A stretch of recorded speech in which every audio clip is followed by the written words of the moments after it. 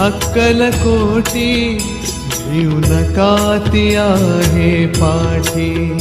माझी आई अक्कलकोटी भिऊ नका ती आहे पाठी।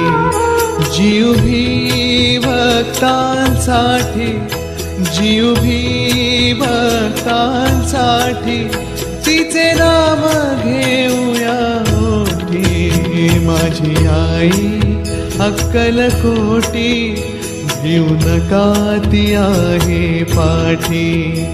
माझी आई अक्कलकोटी भिऊ नका ती आहे पाठी।